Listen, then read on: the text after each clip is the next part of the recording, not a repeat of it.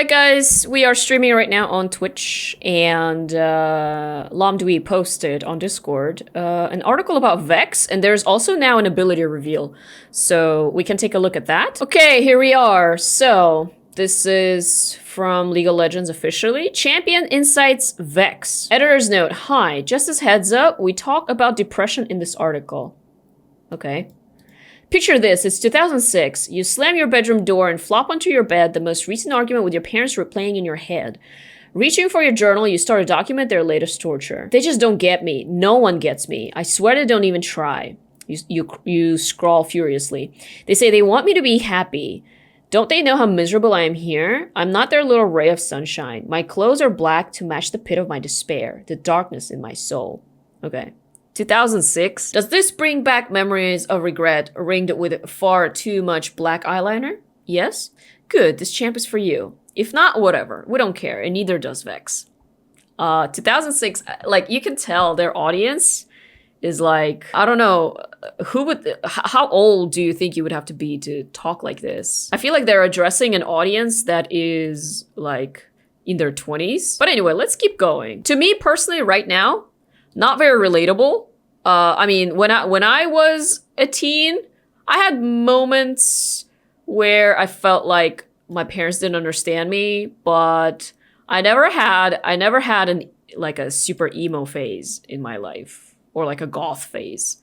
I liked emo and goth music, but I never went to the extent of too much eyeliner, let's just say. When VEX's development began, the team knew should be a mage and a Yordle, okay? And while we make mages often, it's been a while since a new Yordle has graced the Rift. Seriously, Kled was released in 2016. Congrats, you're old.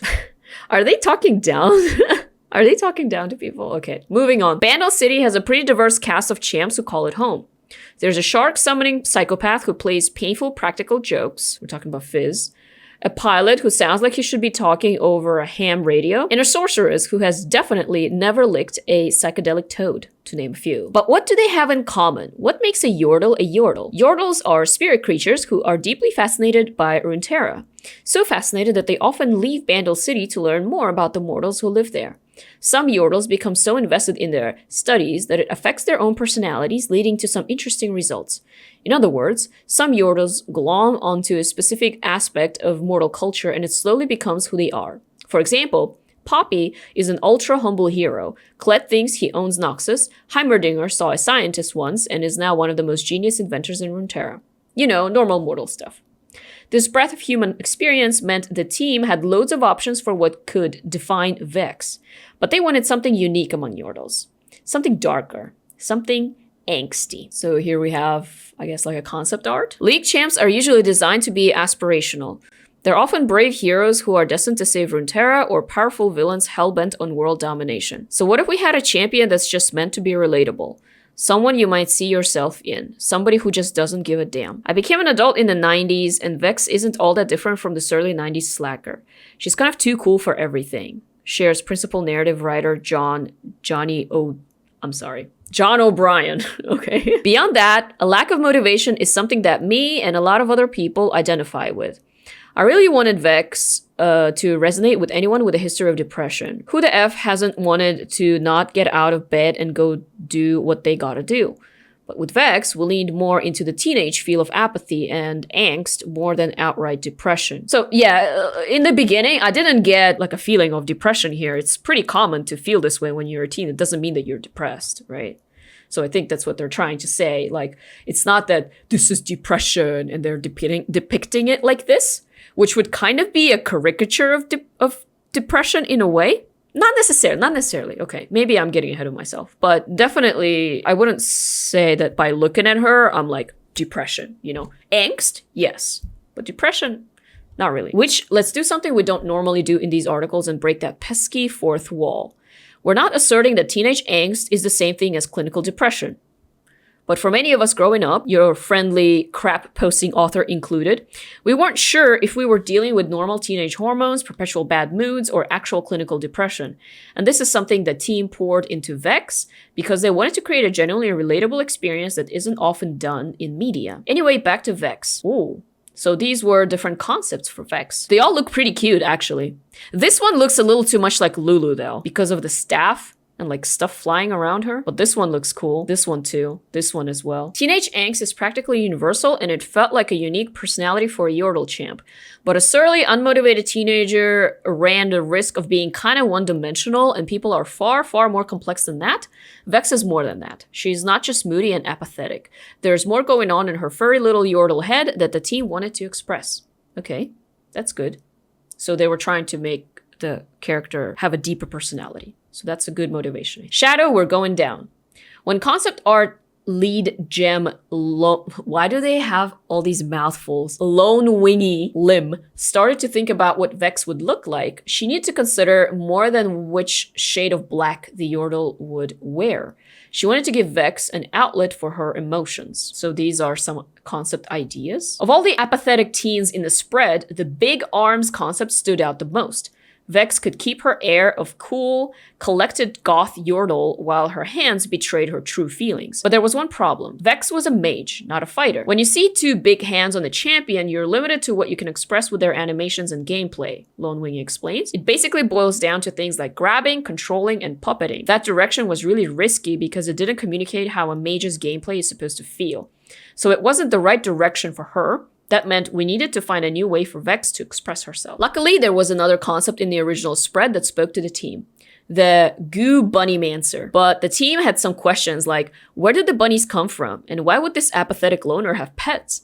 The answer was that maybe they weren't just pets. Maybe they were more than that. Maybe they were a part of her all along. The Goo Bunnies weren't the thing the team really liked. It's what they represented. So when Vex's kit shifted to a control mage, more on that later, so did her visual design. And that's when Shadow was born. So some concepts, I guess, for Shadow. Or for Shadow's face. Some animation sample here. Long before crushing on, crossed out, teaming up with Viego and becoming empowered by the Black Mist. She's crushing on Viego. She has the standard taste, okay? That six-pack did the job. Shadow was simply a shadow of the power it is today. It was merely a tool Vex used to grab a bag of chips from the cabinet when she was too lazy to get up from her beanbag, and not a powerful source of shadow magic that almost caused Runeterra to fall to the whims of a shirtless Simp King. Even they know that Viego is a shirtless Simp King. But the shadow we have today almost wasn't. And the reason why it's pretty dark, literally. Vex's color palette is almost all black, including Shadow, and that's a really difficult thing to get right while maintaining readability. Lone Wing recalls, the first version of Shadow was a giant puddle of black ink with eyes and ears. It gets disturbed and ripple out, but it wasn't really just an amorphous blob similar to Vladimir's pool. So we got a little bit of a sample here again with how the shadow looks. Actually, the way the shadow kind of like dances around, I think that's pretty cool. It was really difficult to see whether Vex was facing forward or backward because of her clothing and how dark Shadow needed to be, continues Lone Wingy. It caused a huge headache for us because there were so many technical hurdles. We didn't have the tech to support a living Shadow, and the engineering team put in so much work to make Shadow feel like a living, active part of Vex and League. Vex and Shadow's interactions in-game might raise a few eyebrows. She often speaks to it with annoyance and anger, which certainly says something about how she feels herself, how she sees herself. But more importantly, it grants a glimpse behind the carefully crafted mask of indifference to the thoughtful, crazy, expressive Yordle underneath, and to the crushes she pretends not to have. You know what they do to champs like Vex in League of Legends. When we first talked about Vex, we mentioned that we were making an artillery mage. A lot of players were really hyped for that, and for that record, so were we. Before we jump into the Vex we have today, let's talk about how she started. Vex's original gameplay, designed by Nathan, again a mouthful, created portals that extended the distance allied missiles traveled. You'd essentially have misfortune ults that went double distance. Okay.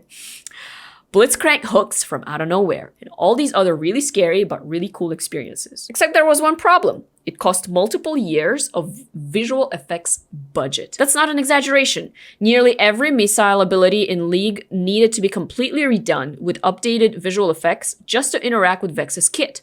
And that just wasn't feasible. Vex's artillery mage kit was centered around the extension mechanic, so when that was scrapped, her entire kit needed to be reconsidered. Taking a step back to rethink her kit, the team realized they were overlooking the thing they loved most about Vex, her personality. So I guess that's the reason why they delayed her original release date. Vex is annoyed by everything around her, especially if it's hyper and shudder peppy. And you know what's high energy and annoying in League?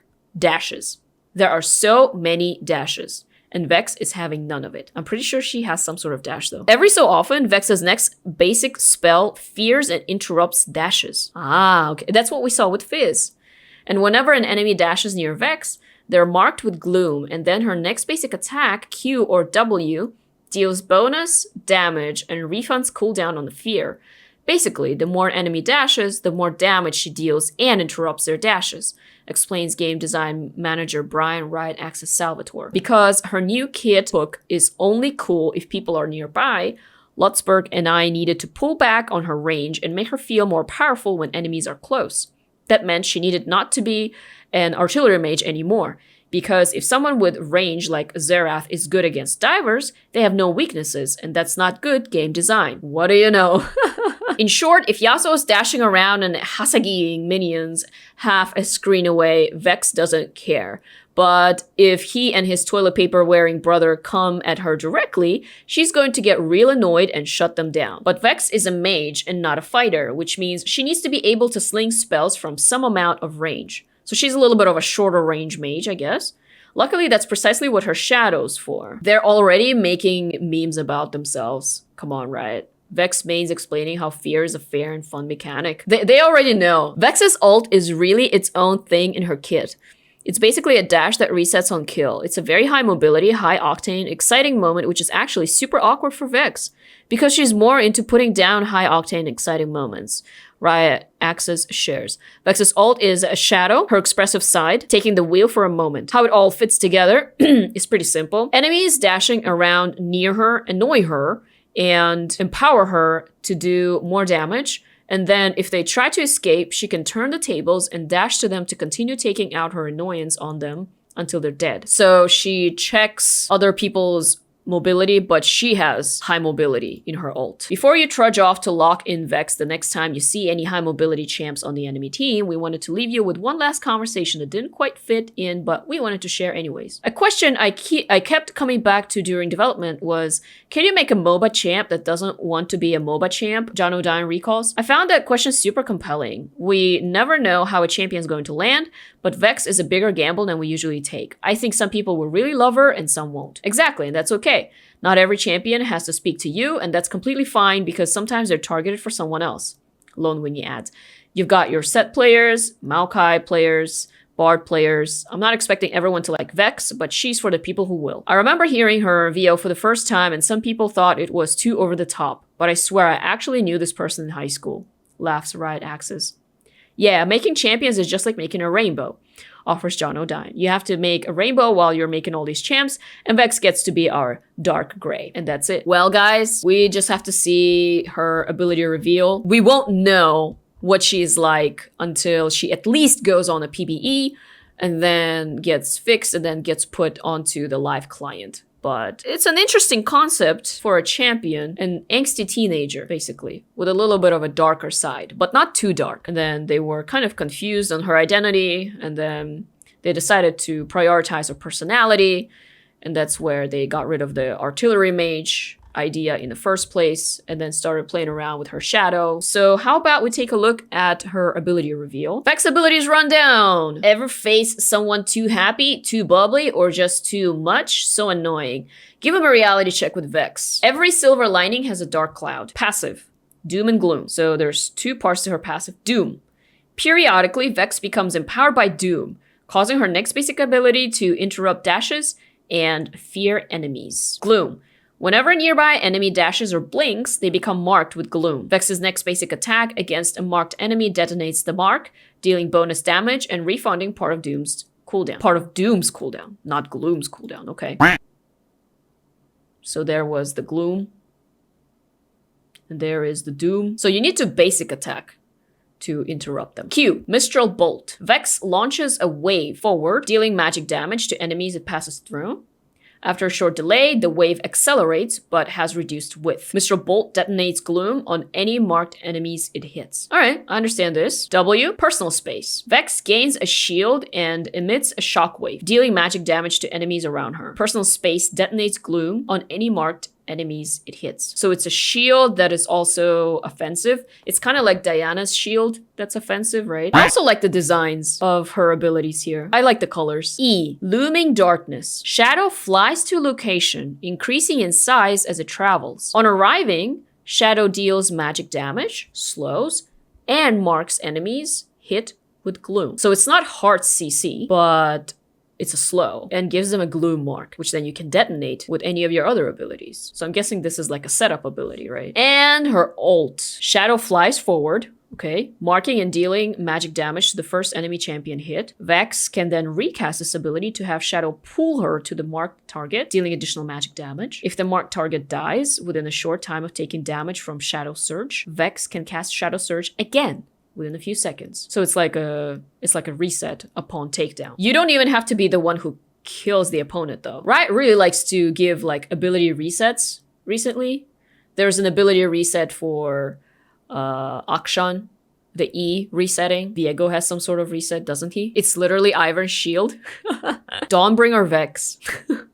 It's kind of funny how she's not a Nightbringer, but she's Dawnbringer. I like that. They took the brighter side and they put her, and she looks she looks so done with being a Dawnbringer.